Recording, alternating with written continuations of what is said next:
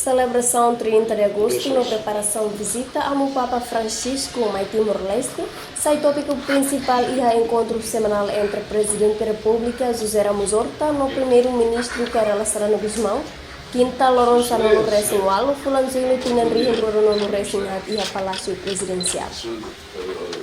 Quando a celebração 30 de agosto, o primeiro-ministro Sanana informa que o secretário-geral da ONU, António Guterres, no ex-chefe missão UNAMED, Ian Martins, se participa e a celebração Loron histórico do povo Timor-Leste. Visita Papa, claro, e de lá tem. E a Europa não vai com o básico, é Papa belo bada luz ao tolo. E tinha como Reiki com a ida rogo tu deves, e da honrado tu deves, Simona. Visita dalla rua minha così Papa. Mas 30 de agosto mais importante na história. O secretário-geral da ONU Niamos Mai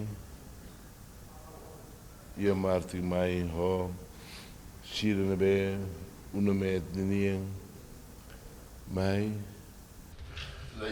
Além de assunto do refere chefe Estado, o chefe governo nemos qualia quando a visita Estado nebe Presidente da República foi em fila, o Moçambique no Angola. Nemos visita Estado tu irmãe ba iha China no Vietnam, pode hamet em relação bilateral no nação do refere.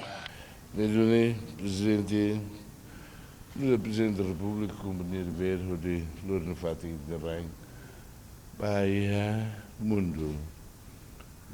O objetivo que até foi ter no mundo toma que de lá no sal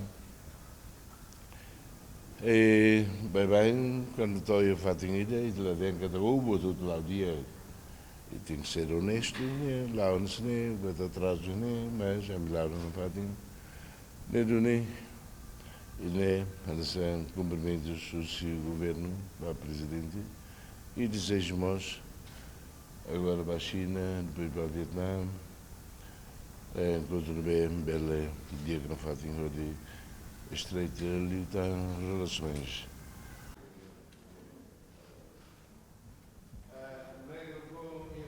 Nurianti Fátima Margarida Belo, VIP TV.